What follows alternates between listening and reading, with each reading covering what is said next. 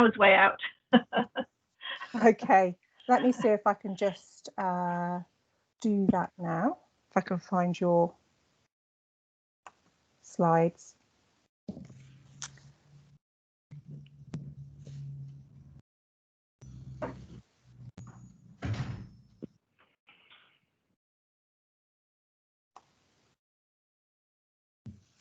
Do carry on just sort of introducing yourself while I do that. Okay, that's great. Thank you. So obviously I've said who I am. So the what I really wanted to talk to you about was our experience of transport, particularly since the in the return to school for children with special educational needs. But I thought if I started with a sort of broader transport issues further, give you a bit of a flavour of the context in which we work, and then sort of funnel that down into touching upon transport for children with SEND, and then talking in a bit more detail about the particular scenario about getting some children back to school, those with aerosol generated procedures, so that, you know, young people with some very complex health needs, because I think it sort of illustrates what we've done in Lincolnshire. So just to sort of set the scene, Lincolnshire, as many of you will know, is a very large rural county. It's approximately the size of Northern Ireland, and we're the fourth sparsest county in England. So whilst most of the population do live around the main towns, Lincoln and Boston and Grantham, some of you might know those areas, actually Lincolnshire is quite different in that although it's a sparse area, all of the land is habitable. Therefore, we have lots of young people, the population that also live in very small villages, hamlets, lone homesteads, and that includes obviously children and young people. So there are lots and lots of places where young people live with their families. So we have quite a challenge at the best of times in terms of transport, particularly school transport. But I think many of the public would say there's it's a challenge for public transport as well, because of the size of the authority and of the local authority area, and some of the challenges that comes with being a large rural county. So we've actually got over 5,500 miles of road, and most of that, you might wonder why I'm telling you this, most of that is single carriageway, and only 12.5%, in fact just under 12.5%, is actually are classed as A roads. So we're big area, lots of vehicles. The number of miles undertaken by vehicles and drivers has increased significantly over recent years. So there's a lot of traffic on some pretty small roads, and obviously our school transport system has to operate on those same roads as well. So we have 111,000 approximately school-aged children, and we transport 17,500 of them to school every day. Obviously, that includes young people that have an entitlement to transport because of the distance that they live away from their school. And as I've said, many of them live in rural areas, so are entitled to transport. And then in addition to that, obviously, we've then got young people that have an entitlement to transport because of their special educational needs. And we've got, at any one time, around about 2,000 of those young people are being transported because they have a special educational needs entitlement to transport. So we operate 17,500 children transported across about 1,400 contracts. So a lot of activity in the county and lots of miles being undertaken. And anybody that's driven across Lincolnshire will know that it can take 2 hours to get from one part, the north of Lincolnshire down to the south of Lincolnshire. So in particular with our special needs cohort, for the young people that are in our special schools, we historically had designated schools. We've moved away from that now, but obviously we have a legacy of that. So because we had designated schools, we have a lot of young people in special schools that travel a huge distance to get to what at one time was their designated school because of their, designated need. And in fact, some work that we did around our capital development for our special schools actually illustrated that 75% of our children at special school travel past another special school. I will say not literally past the door, because I've just told you about the network. They're not literally going past the door, but actually they are effectively passing at least one other special school, but in some instances 2 or 3 special schools. And that's the legacy issue that we currently manage. And we've got a programme designed to shift that in the future, so that children can go to, with additional needs, those more complex needs, can go to school in their community, which is what families have told us they want, and understandably so. So in July, we started talking about, in terms of the general transport, we started talking about how do we get back to school those 17,500 children that require school transport. What might that look like? And as I'm sure many of you experienced, when we were in lockdown and we were transporting children, vulnerable children, that small group that continued to go to school, and the children of key workers in Lincolnshire, as I assume many of you are doing, we were transporting those young people and social distancing. Come July, when we started to think about how do we get all children back, we could see very quickly that if we tried to implement a social distancing of a metre or more, what that meant for us in Lincolnshire, we were going to require another 3,000 vehicles and all the associated staff to drive them and support young people on those vehicles. And that was going to cost us in the region of £225,000 every day, an additional £225,000 on top of an already enormous transport budget. And obviously, money, even if money was no object, where do you get 3,000 additional vehicles from, along with all of the staff that are required to actually drive those vehicles?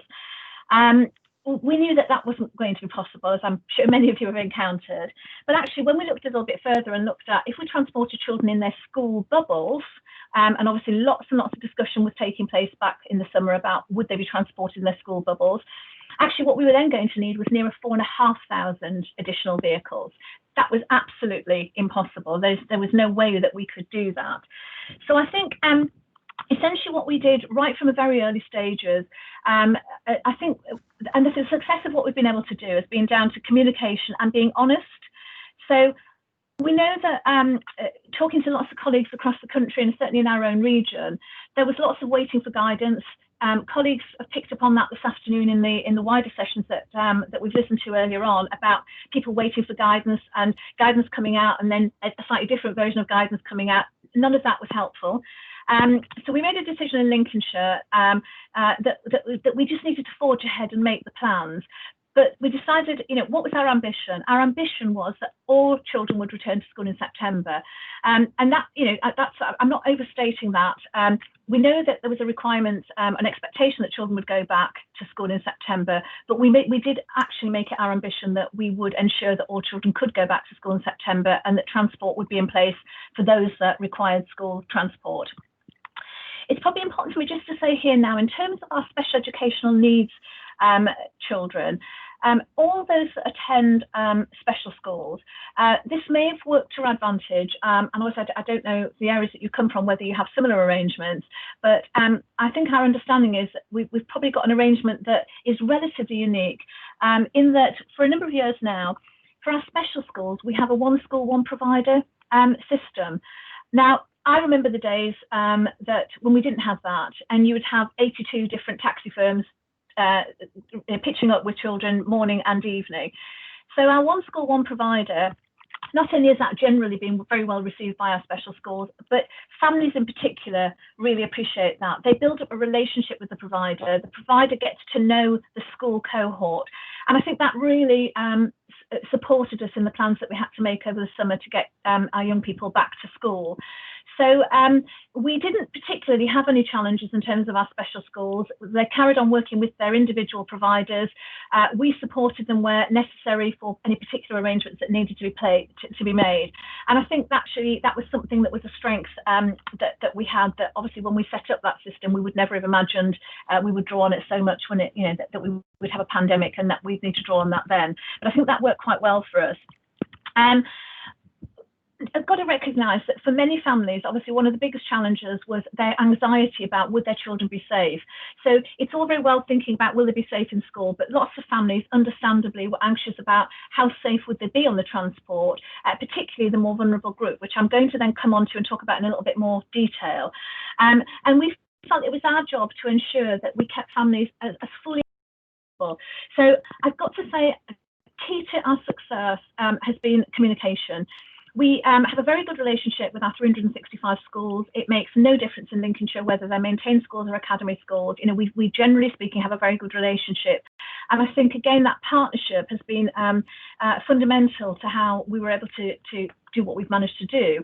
And so all communication, we've had, I mean, we're still now in daily communication with schools about the pandemic itself.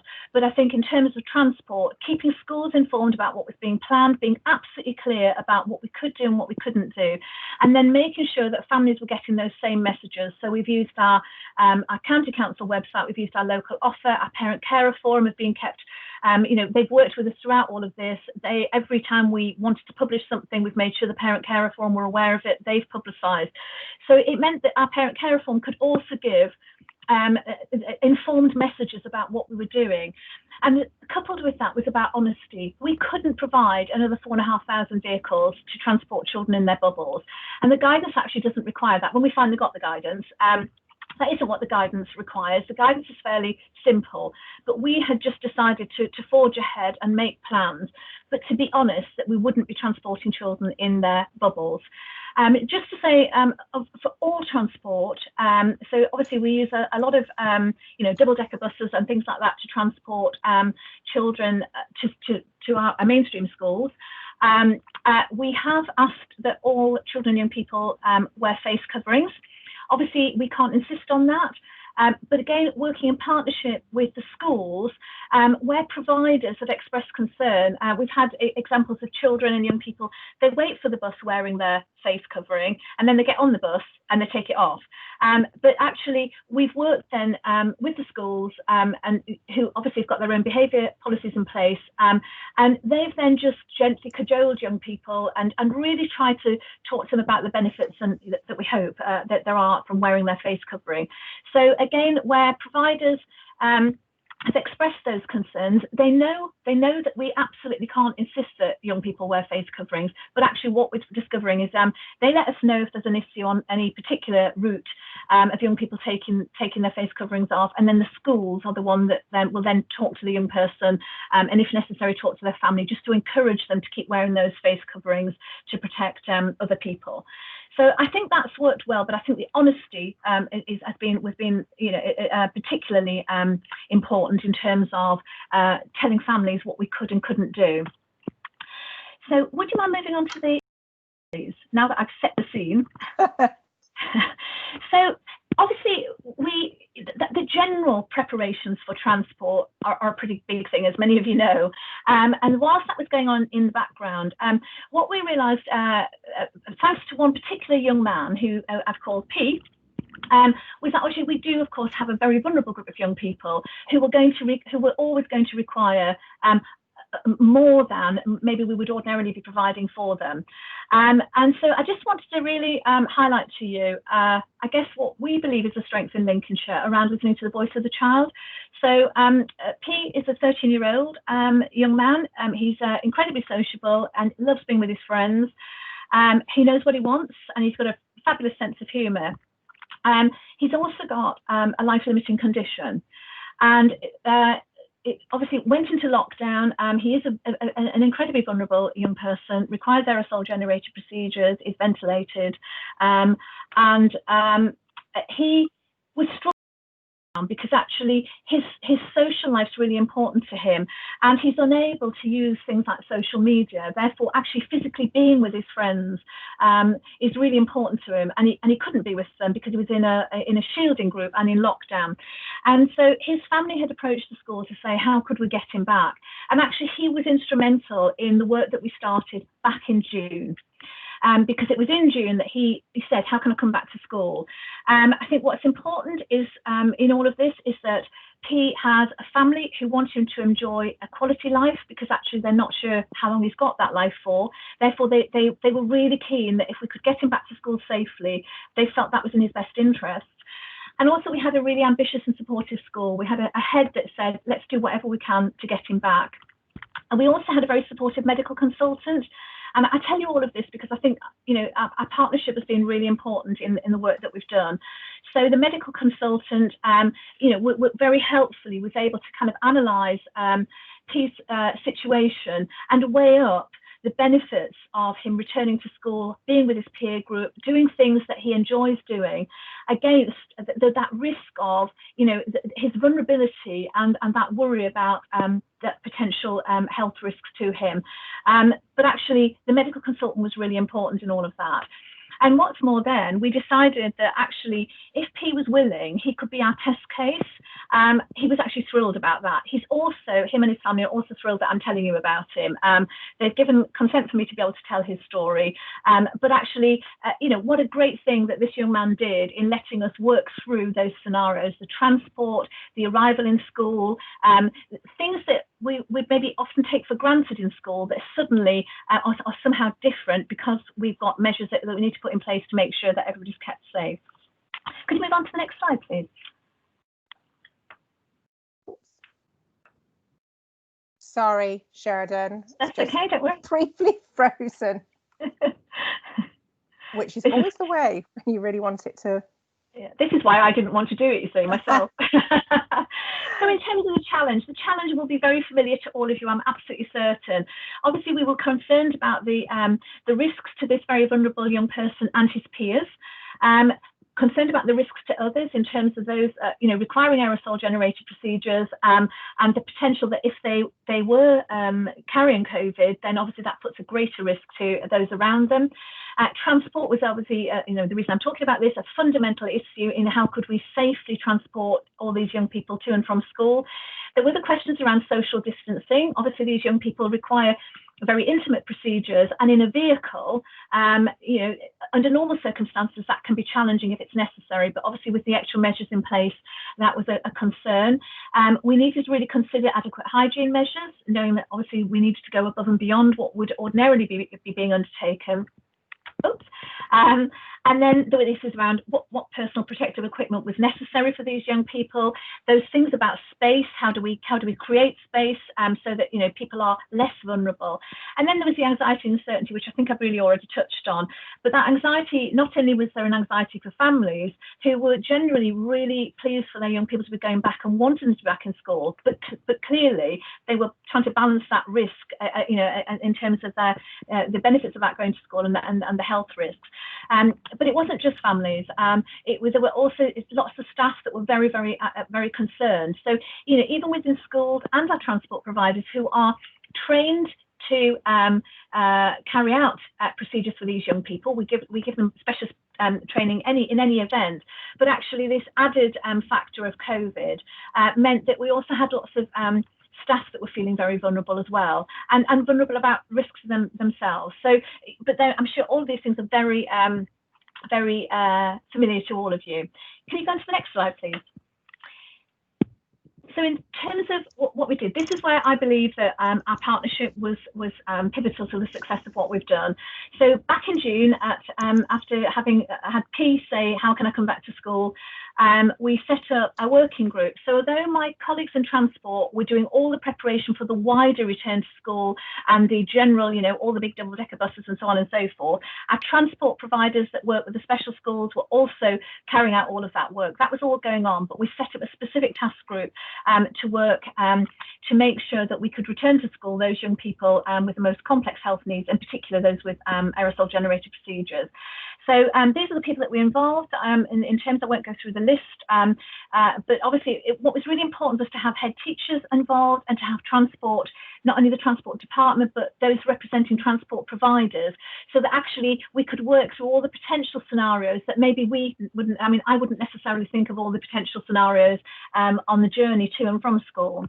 But we set ourselves an ambition and gave to have him back in school by early July, along with one of his peers who also wanted to return to school, and that we would have by the beginning of July, appropriate transport in place, and then to ensure that they were as safe as we could possibly make them.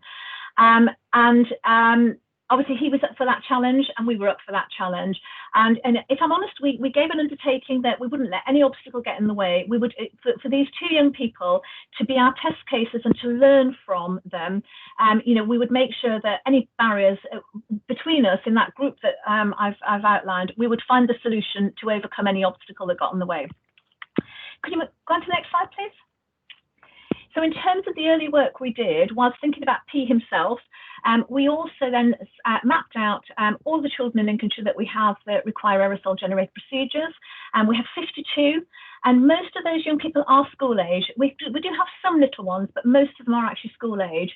So the majority of them are attending an educational setting, and that covers a range. We have quite a number that are in special school, but we also have a group of young people that are in mainstream, spread around the county, and some little ones that are in nursery. We obviously worked with families. Key to all of this was about what families wanted, their wishes, their feelings, their concerns, ironing out some of those difficulties that they envisaged and some of the challenges that they could see that, again, we wouldn't necessarily see. So we also wanted to be really clear about what parents wanted. So although there was an expectation that all children went back to school, it was really important for us to understand what parents actually wanted in the individual circumstances. And then our specialist nursing teams that come to our hospital trust, they were the ones that then made all the contacts with all the children's medical consultants, and that was really important. So we have two main providers from Lincolnshire, and we obviously have our local hospitals, but also in terms of children with more complex needs, we have worked with Nottingham. I say we, children attend and have medical care through Nottingham and through Sheffield. So some elsewhere as well, but Sheffield and Nottingham are two big centres for our Lincolnshire children. And actually what we found, what the specialist nursing teams found, were consultants were really supportive.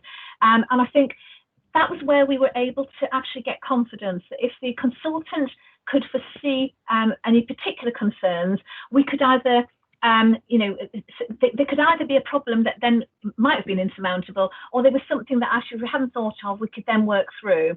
And our health protection team, part of our public health in the authority, then kind of picked up some of those risks and some of those worries, and they were the ones that then worked through that with the specialist nursing teams and the settings and transport providers. We spoke with families about determining who would require transport. So all of these young people had a transport entitlement, but we wanted to discuss with families whether or not they wanted to transport their children themselves. And whilst we encouraged, if that was possible, we had to recognise that for some of these children, as I said earlier on, they come a long way. Some of them are travelling long distances. So for some families, that was just impossible. So it wasn't about us saying we'd prefer them to do that. It was those honest conversations with families about encouraging them to think we felt they would be safer if they were in their own transport, but it wasn't essential. Some families immediately wanted to do that. The majority, they've left it to us, and that's absolutely fine. But where families did want to transport children themselves, we are paying them a private mileage allowance for them to be able to do that, so that they're not out of pocket. But as I say, because of the distance of some of these children travel, it was almost impossible. The families would have been, they've been driving around Lincolnshire most of the day. So then obviously we'd begun the risk assessments back in June and July, and they continued throughout the summer. And it was our health protection team that were primarily doing those risk assessments. That's where their area of expertise is. They were in the settings. They were in the settings with families, in the settings with staff, looking at, so in schools, looking at the spaces where children have aerosol generator procedures, because obviously, as you all, I'm sure many of you are aware, that's brought with it some challenges that didn't exist previously because of the level of sort of hygiene and care that's required. And then they did the same with the transport providers, them looking at the vehicles, determining what was going to be right for those young people. And obviously what we'd agreed was that, that we then would have that learning from P and his peers. So they successfully returned to school at the beginning of July, as we had promised, which was great, real cause for celebration, because it meant that both of them were able to sort of enjoy those last 2 or 3 weeks of term. And it was incredibly helpful for us to see some of those snags that maybe we wouldn't have otherwise been aware of. Could you go on to the next slide, please? So throughout the summer, continued, I must say the lead was basically taken for some of the risk assessments and liaising with family settings and the medical practitioners. That was done by the health protection team and our specialist nursing team, and they would simply keep coming back to people like myself in my service to make sure that, you know, we knew what families were wanting, we knew what the expectation was. And then the health protection team worked throughout the summer with schools and the transport providers to do all the fit testing. So I won't bore you with all the details, going reading them out loud, but you can see, you know, it was a fairly substantial exercise. There were 84 people fitted with face masks. What we wanted to make sure was that we got into September and the settings and the transport providers had enough equipment to get them through September. We didn't want to start and then be 2 weeks in and discover they'd already run out of all their equipment, because that wasn't going to be helpful for young people at all. So fairly significant amount of equipment, but then you know, this is not my area of expertise in terms of equipment, but it looks like a lot of equipment to me. But that was all in place, and you know, very end of the summer holidays, it turned out that a member of staff, actually in a school rather than on transport, had such a small face that actually the being fitted wasn't going to be suitable, and you know, our health protection team still pulled off making sure that there was a refitting and a smaller mask provided for that member of staff, so that young people weren't prevented from returning to school. Because again, as many of you know, if the right people with the right training on in the setting or on the transport, then the young people wouldn't have been able to go back, because they need the people that have already had the training. And then towards the end of the summer, myself, through our service and with our colleagues in transport, we finalised the transport arrangements, and we did introduce loan transport for young people that didn't already have it, and it was deemed necessary. So all young people with aerosol generated procedures are currently on loan transport. They weren't all on loan transport previously. So some, as I said, some parents are taking their children to school, and in response to a question that I can see in the chat box, yes, we are paying for all 4 journeys for where families have chosen to transport them. But I would emphasise they tend to be where there are shorter journeys. The families, you know, are doing the shorter journeys, but some of those very big journeys, sort of 40 miles there and 40 miles back, they genuinely would have been driving around Lincolnshire all day, I think. So, so a lot of the children we've continued to transport. And then if you wouldn't mind going to the last slide, and then I can maybe take some questions if anybody's got any. So by September 2020, where were we? You know, we are really pleased to say that all except 2 children that require aerosol generator procedures have returned to their education setting. And the 2 young people that have been unable to return, it's nothing to do with transport arrangements or the schools not being able to meet their needs. They are both young people that are very unwell at the moment and are unable to return. But we have already got everything lined up so that at such time as they're able to come back, their transport arrangements are lined up and the settings are, you know, are kitted out, ready and waiting for them. But it may be a little while before they're able to return. P, as you might imagine, was delighted that he went back to school in July, and you know, undoubtedly, you know, some of the learning from his case was really informed how we managed to then get all of the other children back. And our health protection team have ensured that PPE has been secured for the settings of the transport providers, and we're doing that through the local resilience forum, just because of the nature of the kit that they actually require. And I sort of just summarise by saying, you know, for me, I think what's been successful to it, I've been blown away, I think, is the term I would use, by the commitment from colleagues across the sector to, you know, really commit to getting these young people back. And delighted that they went back at the beginning of the term, and that partnership was absolutely vital to making that happen. But I think also it's really important that we remember the family that advocated on behalf of their son and wanted a quality of life for him. And that's not about me getting all mushy, but it is really important. And you know, we do try really hard in Lincolnshire to listen to what families and young people want, but actually this really and truly did inform how we started our planning. And then obviously, not least, last but not least, was P himself, who knew exactly what he wanted, and that was to go back to school. So, you know, all of those things together, but I suppose what I would say is I think the fact that we started to plan for this in June has been really important.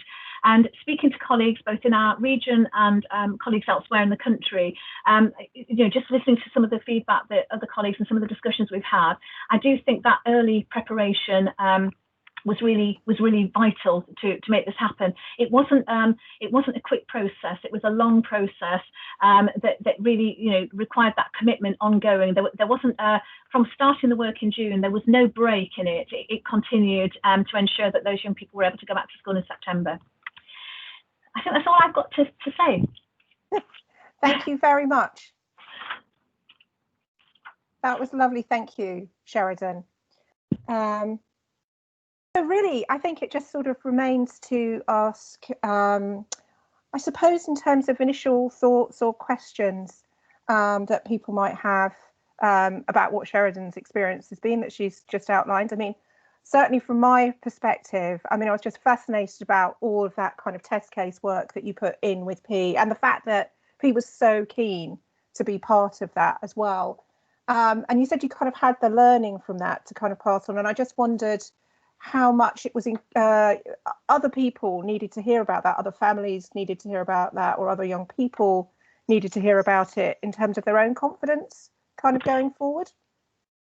Yeah, I think if I'm honest, the learning was probably relayed to families where they had concerns. That was done through the schools, because schools obviously have a very close, most of the families don't know me personally at all. So it felt right and proper that where families were expressing concerns and had questions about how can we make this happen. So for instance, when P went back, obviously he had aerosol generated procedures before COVID, and the school were well versed in managing his needs, as was the transport provider.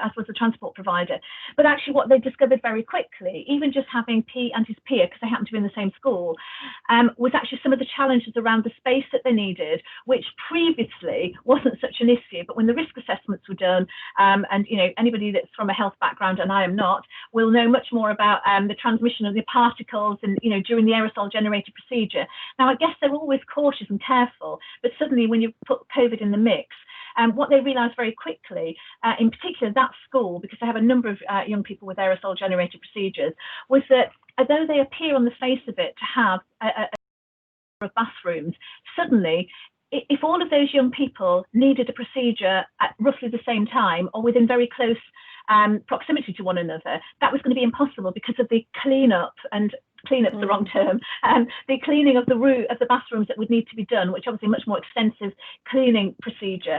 And it wasn't until P was back in school and they were working through what that looked like in the bathroom, and then the health protection team were then talking through what was required, that they realised very quickly, some of those that we're going to have to use other parts of the school as well. So I think the learning was probably primarily for the settings and the transport providers, but actually where families then express concerns about what if and what will happen if, then the schools were able to give those examples of how they were working through that and what arrangements would be different, because families were very familiar with what the school ordinarily do and what the transport providers ordinarily do, but it was being able to then tell them what would be different and what that would look like. And I guess many of my colleagues here in the call today will be aware that we're talking about some of our really vulnerable young people who are also doing things differently and change. It's not the same arrangement that they would ordinarily have. Alongside all of that, people wearing visors and respirator masks and that sort of thing. All of that, trying to learn from some of the things that the feedback that we got from P. I mean, he doesn't particularly like people being in masks. But that was really helpful in then informing other families about some of those kind of teething problems that we had. So, but it was the schools that gave the feedback, mostly schools that gave it, because they know their families, and the families primarily were talking to the schools about their anxieties and any concerns that they had about their children returning. Got a couple of questions here in the chat. I think Sally, you had a question there. Yeah, hi. Mine was to do with this, where we're involving parents and giving them the option and the upfront communications to what would work best for them and their child. So the option to be able to do the transport themselves, and clearly with your locality and regional challenges as well, as you say, perhaps more for the shorter journeys. But I just wondered what the uptake had been like, whether they'd been receptive to that. Was more, less than you expected? To be honest, I don't think we knew what we expected. Maybe if we expected anything, it was probably that parents wouldn't choose that option simply because of the distance. Because I mean, some families, I think I said earlier, we've got some children are being transported 40 miles to school. By the time the family turn around and go all the way back, especially where they had other, they've got other children as well, they're going to be getting home and they'll be on their way back again, because it can take a long time to travel across Lincolnshire. So I don't think we set out with any particular expectation, but I think we imagined that long distances, it was probably going to be very difficult for families. Our specialist nursing team, that have worked with these families very closely, and the schools had a rough idea of the families that they thought. So in the end, it's a handful of families that have taken up that offer. Nobody was cajoled into doing it. It was a genuine choice. It was a telephone call with them to see what they wanted to do. It was an option that they could have if they wanted. It's always made absolutely clear that the transport was there for their young person, but if they wanted to do something different, knowing that some of them were quite anxious. So yeah, it's a handful. And I think you also asked Sally, didn't you, about the mileage rate? So we actually, I think HMRC, the routine rate, I think, is 45 pence per mile. We pay 35, and we do that because actually for a lot of families that works for them. Because I think once you get to 45 pence, there's the issue about profit and they can pay tax. And 35 means that it doesn't have any implication on their benefits. I say that not being a huge, I don't have a vast amount of knowledge about benefits, but I know why we do what we do. But please don't quote me. If you want to put specific advice about that, do get it. So 35 pence a mile we pay them if they've chosen to transport their children. And families, nobody's complained about that. They're happy they're happy with that. Some families actually said, well, I'd just take them anyway. And they really did, but obviously we do pay them because they are, their children are entitled to transport, and for this current period they're not. So, and we've extended that to December. Obviously, the additional funding that we've had as local authorities is extended to December. We'll be reviewing all of this in November, but I guess the way we're heading, it doesn't look like it's going to change anytime soon, does it? So no, sadly it doesn't. My reason for asking was because when I've met with the Parent Care Forum recently, they've asked for send transport to be the next big sort of review policies anyway, COVID aside, which it needs doing, and it seems it's a win-win for everybody. But that said, the offer was made for our parents to do these runs. It was a low uptake, but yet now I've got them saying, well, you're having to do multiple runs in order to be able to meet need, which means some children are missing out on up to 5 hours a week of their education. And it almost has a feel of you're damned if you do, you're damned if you don't about it. And you're trying to do the very best with what, resources that you've got. But I would have thought maybe if that was reviewed, more would take the offer up rather than have the children having to go, there and back, the same bus drive having to do double runs. Yeah, and I suppose we aren't doing any double runs at all, because not least of all because I think I might have said earlier on, I've done this twice now, so I can't remember what I said the first time. But if I didn't say it, I'll say it anyway. If I'm repeating myself, when we considered some of the potential to do double runs, particularly if we were going to try and transport the wider group of children in their bubbles, children would not have got to school until lunchtime. So that just wasn't possible in our area. It just wasn't going to be possible. So we don't have double runs going on. That's been helpful in many respects. And I think again having the one provider per special school has been helpful in that respect. Yes, I mean, a handful of parents have taken it up. It seems to be working for them. It's absolutely fine by us. We want them to have the confidence that their children are safe getting to school and then as safe as possible when they're in school. Priority. So, well done you. Well done. Yeah. Thank you. Siobhan, I know you had a question there as well. You said slightly off topic.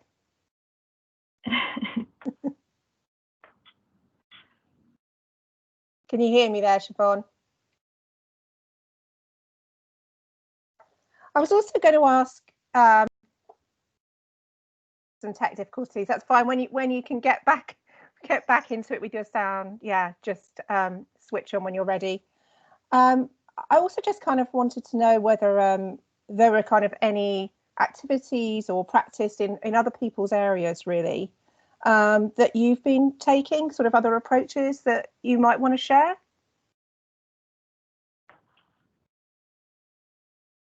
Or anything that you think you might want to do differently as a result of what you've heard from Sheridan today.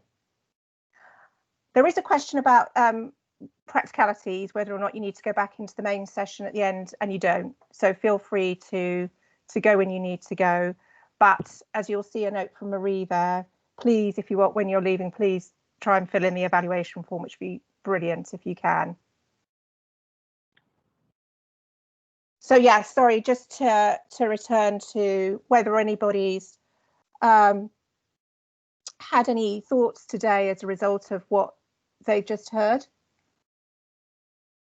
or any other just general questions or thoughts from Sheridan, or the questions that Sally's raised as well. Those issues around kind of the mileage rate, if that's something that other people are thinking about too.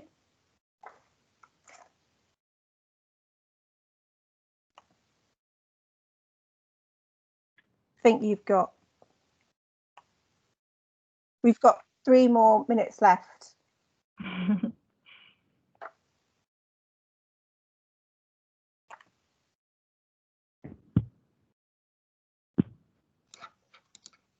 Can I ask another question then? Yes, go for it, Sally. Mine's more of a general one now, seeing as nobody wants to clear around this.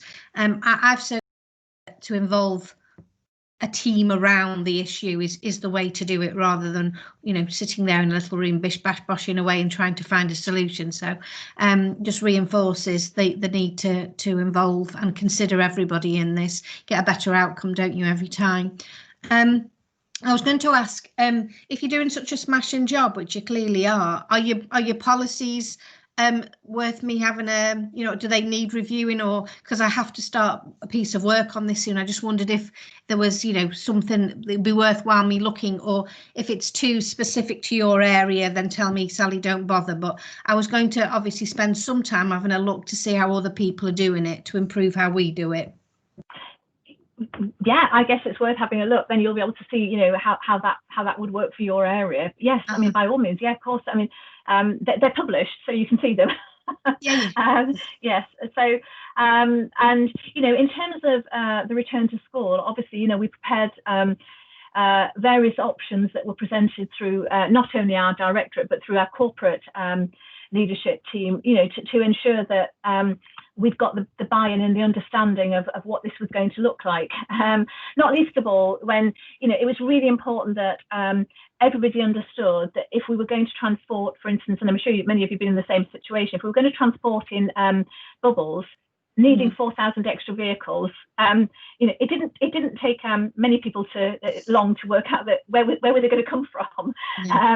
So, you know, I think it's just some of those practicalities. But, you know, I can't emphasize enough that communication, keeping schools informed, keeping families informed, not over-promising. You know, there was no point in over-promising, because I think that's where, you know, people's expectations are up here then, and then what you deliver in the end is, you know, is beneath that, isn't it? And that's not fair to families either. No, I think the difficulties that I'm hearing that our people have had here is that they put plans in place, then things change, don't they? You know, they were changing almost on a daily basis at one stage, and then quite a lot of the escorts were falling, you know, poorly. A lot of them are perhaps sort of, you know, forgive me, like grandma ages, because it's something that they kind of do at the start and the end of the day, and that's just a nice job for them, and the kids love them because they're nurturing and just, you know, fab ladies to be doing that with them. But a lot of them either had to shield because of underlying health issues, or ended up, you know, having to remove themselves out of that. So the whole sort of game of chess, everything had to be moved around again, almost back to the drawing board. So it was a very fluid process, it continually evolving. So and a lot of frustration, obviously, when you're spending time thinking you're coming up with your answer, and then, you know, through no fault of your own, you're having to adjust. But Yeah, very tricky. But thank you for your advice. Really appreciated. Thank you. But I agree with you though about the team of people around you, the expertise, having the expertise of, I'm not a health expert, having the expertise from people. So some of the worries that we had about this felt like a massive step for these very vulnerable young people. Actually having that health expertise was it was invaluable. Yeah. Yeah. Lovely. Thank you very much. You're welcome. Thank you. And Emma, you had an earlier question. Has that been addressed by what Sheridan covered? I think so. She talked a bit about risk assessments.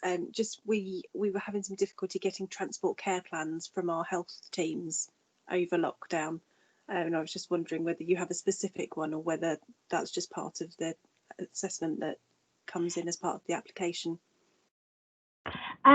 Well, I think for the particularly vulnerable group, our health protection team did the risk assessments with them, and I think the transport providers themselves, they needed support to do it. There's no doubt about it, and because they didn't want to get it wrong.